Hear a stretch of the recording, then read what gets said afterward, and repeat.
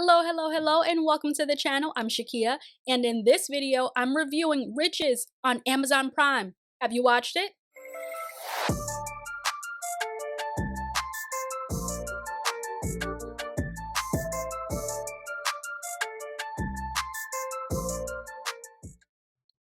Riches, Amazon Prime. It premiered December 2022. At first, I'm gonna be honest, I was like, I don't want to watch it. I'm not watching this. I said we've seen this story already. This story is done. I'm tired of it. I'm tired of it. And then I ended up watching it. I saw somebody leave a review actually.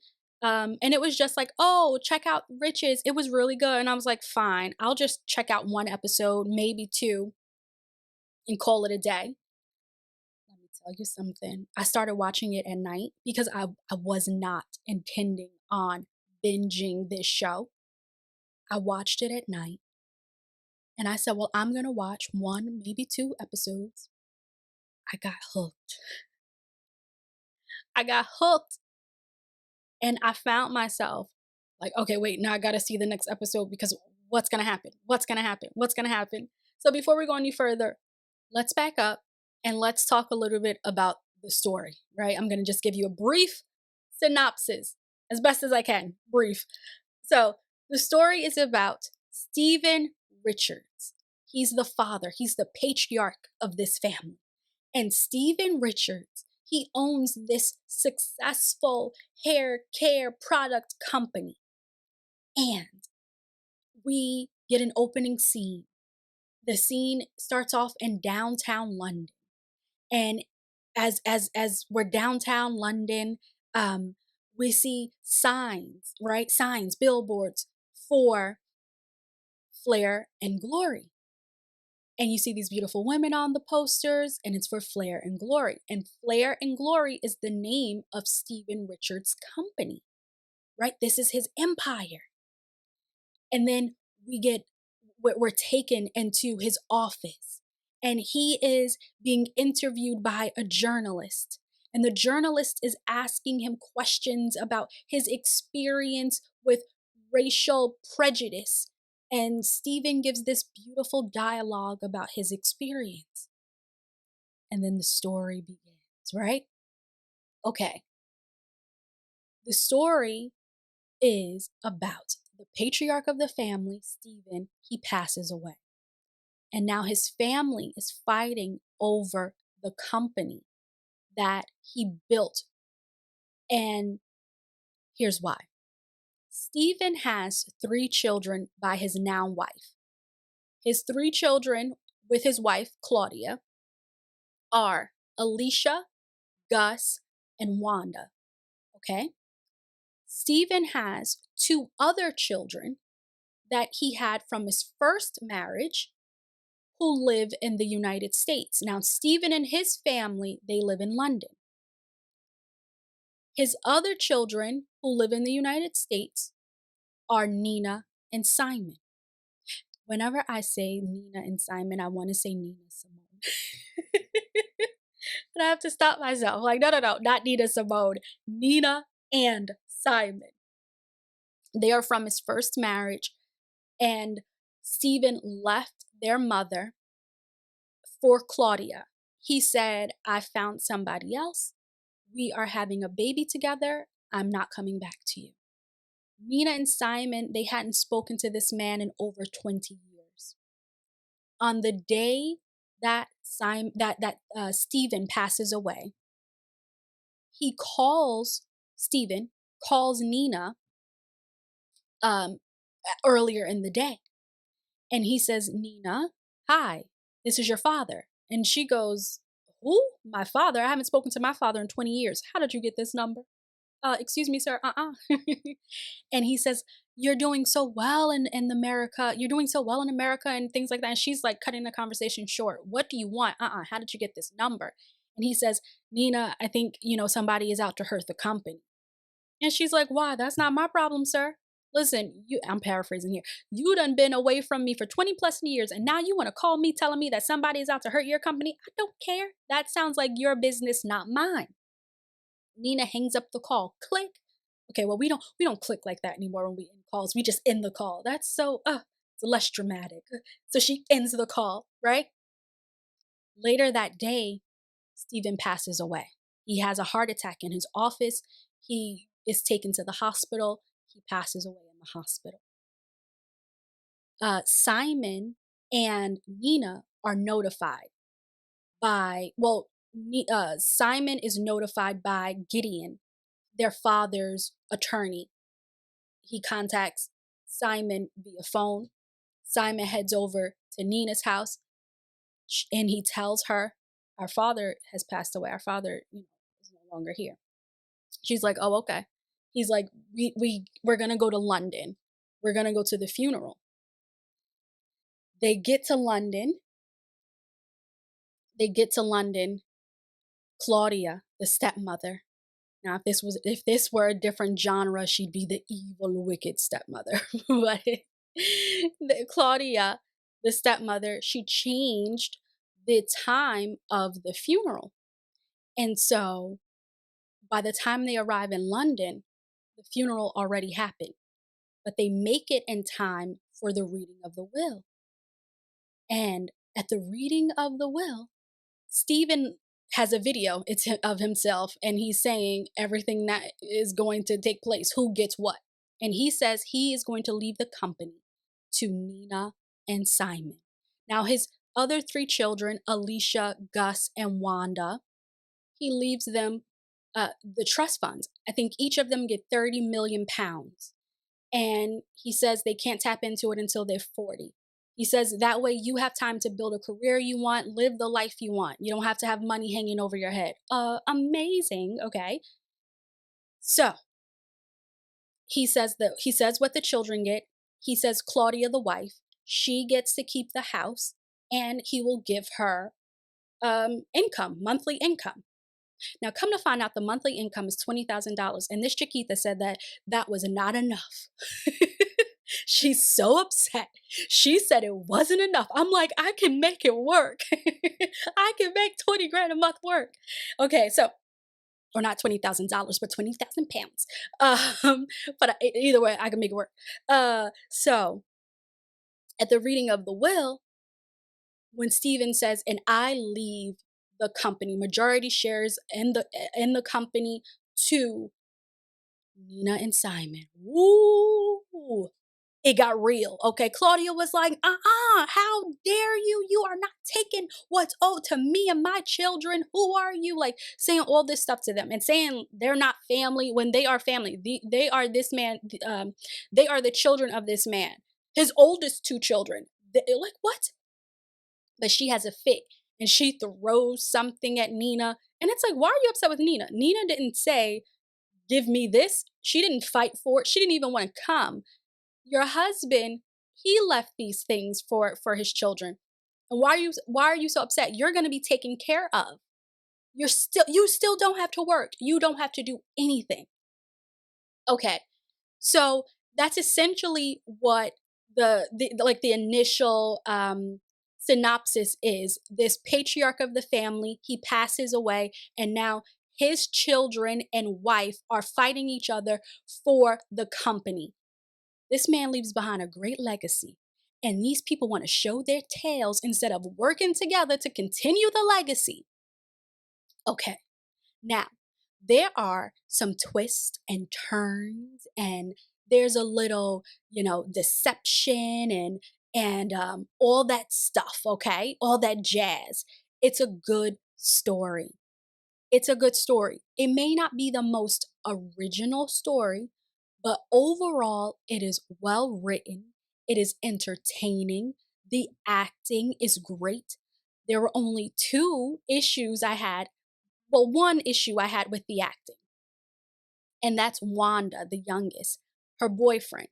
They are having an exchange with each other, right? They're involved in a conflict. And he says a line and it was just terrible. I'm like, sir, can you say it like you believe it? Say it like you mean it.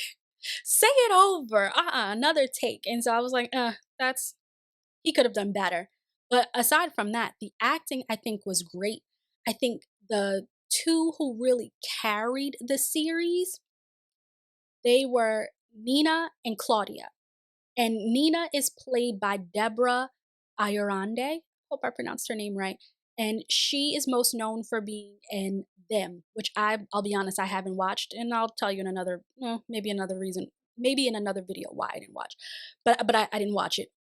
But I heard her performance was phenomenal, and I believe it based off of the work she did in the series. Because when Nina showed up, baby, Nina showed up.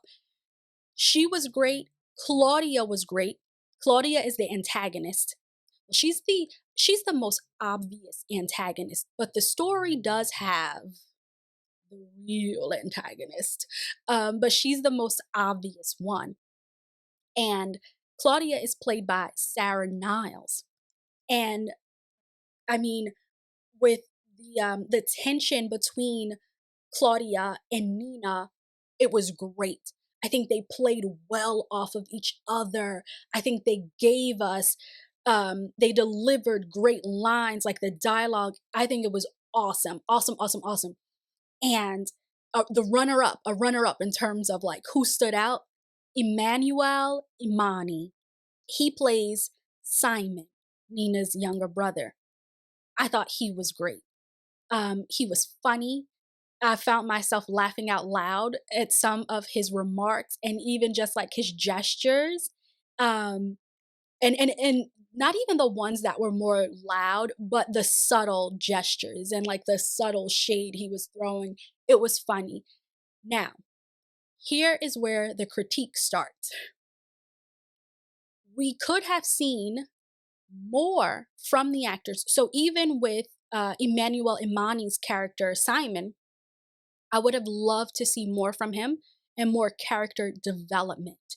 And I also would have loved to see more character development when it came to Alicia, Gus, and Wanda, the other three adult children, because we already know they're spoiled. We know this.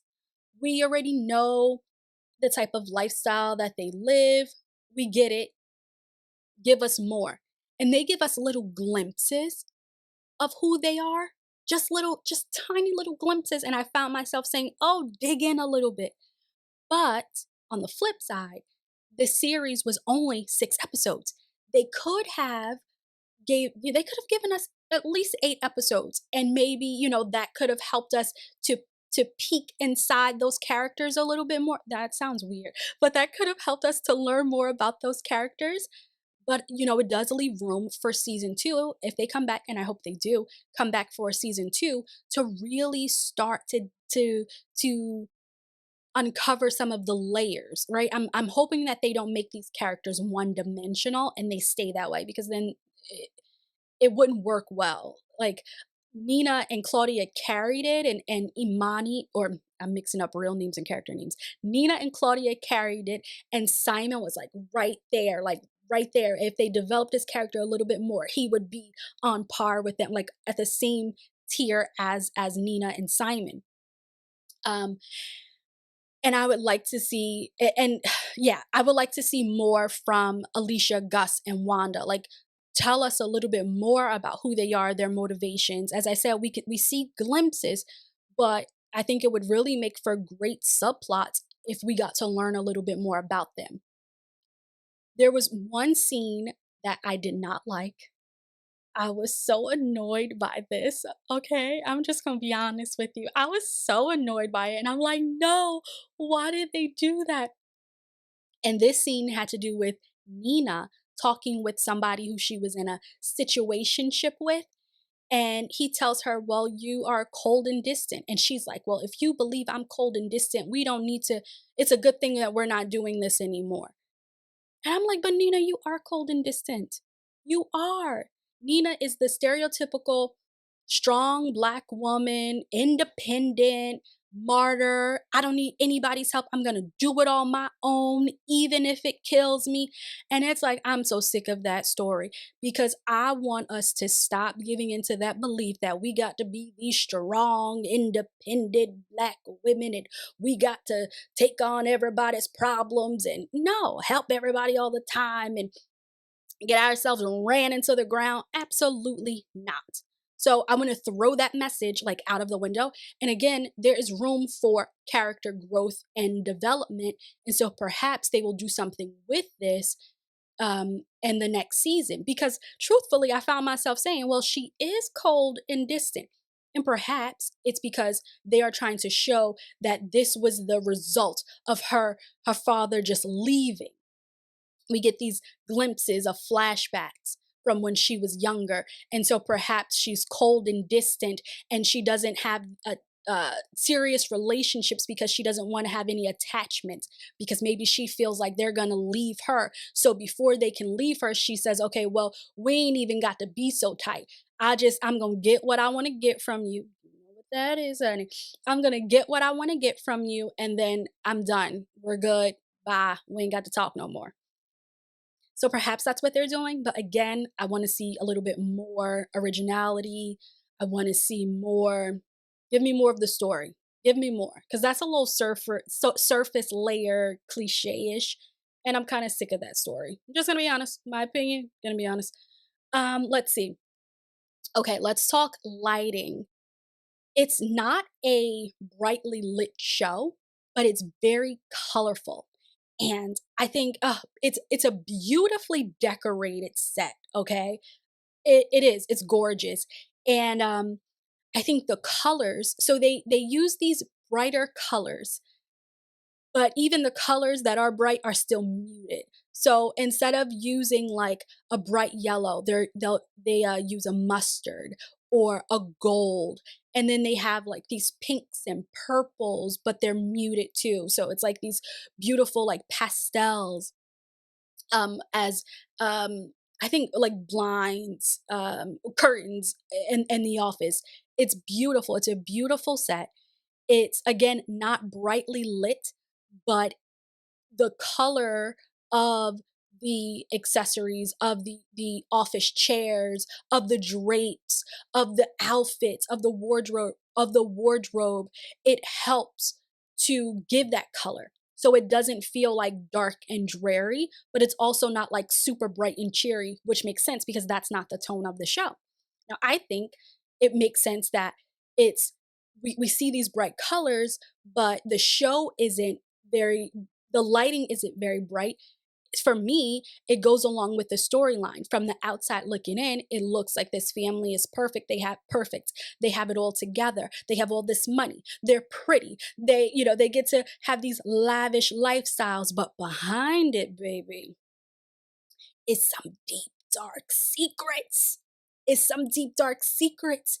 And the lighting like sets the tone for that. The way it's lit, it sets the tone for that. So I thought that was great. I thought wardrobe, oh my goodness. I found myself saying so many times, oh, I want that blouse. Oh, I want those pants. Oh, look at those shoes. Oh, honey. Like, I thought it was great. I loved how they dressed, the men and women.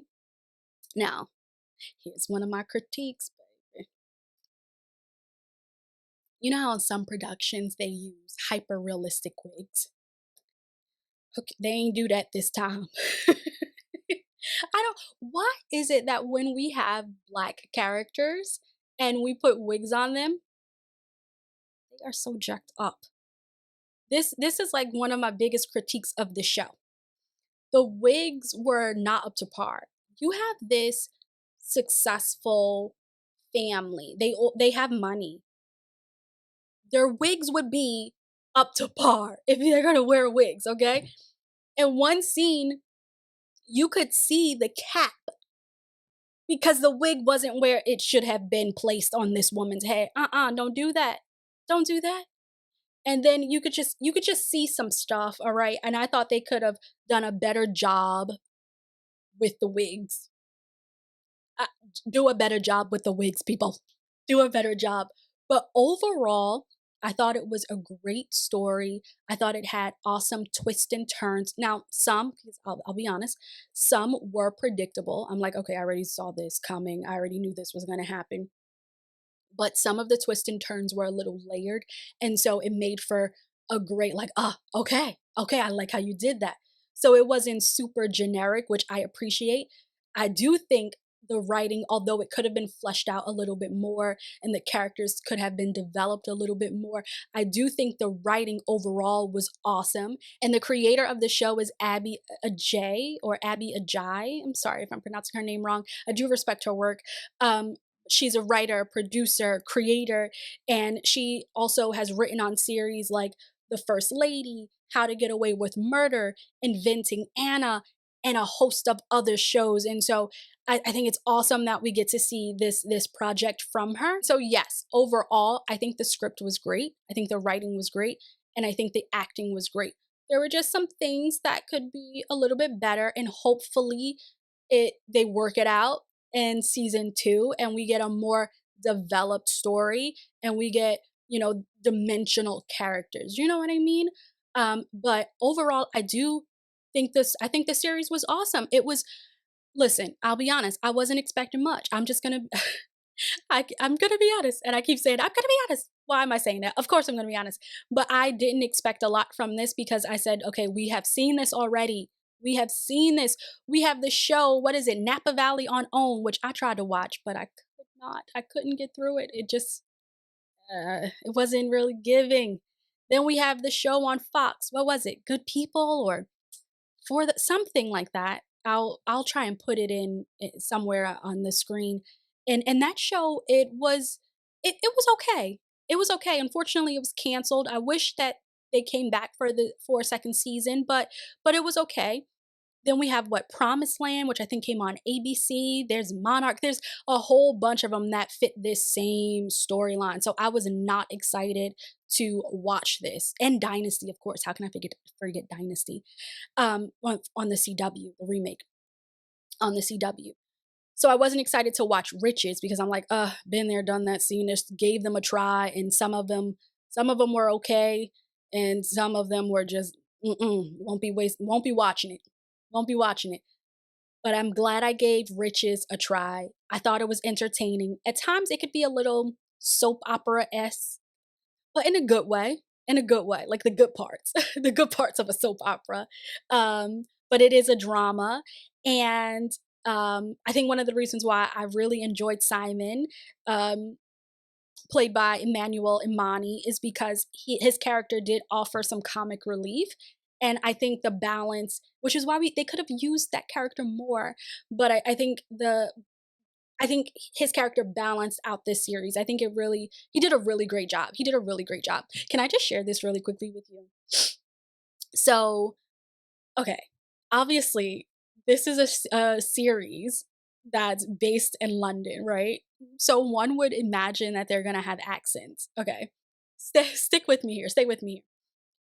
I listen. Do you remember the first time you heard Idris Elba and in an interview? So if you like watched The Wire and you saw him in The Wire and you didn't hear an accent, but then you saw him in an interview and you're like, "Oh snap, this man has an accent." That was me. I was like, "Oh snap, he has an accent." Okay. That's how I felt. Because in the show, Simon, played by Emmanuel Imani, he has like a hint of an accent, but his character grew up in America. And I watched an interview with Emmanuel Imani, and he had this full-on British accent, and I was like, "Oh my goodness." It was so unexpected, and I'm like, "Shaquille, why was it unexpected? This man, he's he's literally from there." Like, I don't know, that was just really funny to me, and I really hope they do something great with his character next season. Hopefully they come back next season. So, okay, um, oh, you know what else? Here's what I did find interesting, and perhaps this is something that I noticed because I like accents and language and things like that, but they are uh they're from London and everybody has a British accent, right? But the mom, Simon and Nina's mom, she doesn't. So she's the mom who moves with Simon and Nina to the United States. She still has a thick Nigerian accent. I thought that was interesting because if they had all, lived in London and grew up in London, I thought that was interesting. I'm like, huh, did they do that on purpose? But nonetheless, it didn't take away from the story at all. It was just something I noticed. Okay, so let's wrap this up because clearly I want to keep talking about it and I'm doing my best to not give away spoilers because there definitely were some things that I want you to watch and be like, oh, snap. Right? So I don't want to give them away because the show just came out not too long ago. Overall, I would give the series Riches a 3.7 slash 4 out of 5. Now, for our rating scale, because I'm going to be doing some more reviews, should we use mics or stars or scripts? So, like 3.7 4 mics out of 5 mics. I don't know. What do you think? What do you think? I want to hear what you think. Let me know in the comments what type of rating scale we should have on this channel.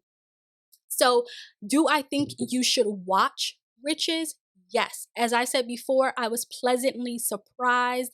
I am glad that, when I was talking about the script being well written, I'm happy that it was written the way it was, with, obviously not including the critiques I had before. A lot of things that come out now, it's not very.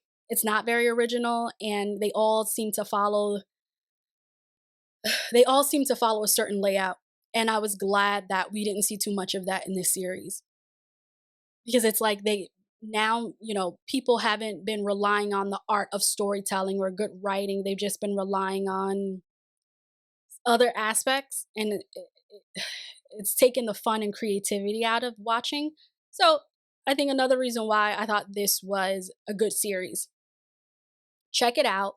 I would recommend I would recommend this to you. Check it out. Let me know what you think. If you've watched the show already, I would love to hear your take in the comments. If you haven't watched, go watch, come back, and let me know in the comments what you think of it. Is it something that I should have recommended, or are you like, Shakia, come on, what did you? It's okay. We can agree to disagree. Let's just be respectful about it. Thank you so much for watching. I really appreciate it. I hope you enjoyed today's video, and I hope that you come on back for the next one. But until then, bye for now.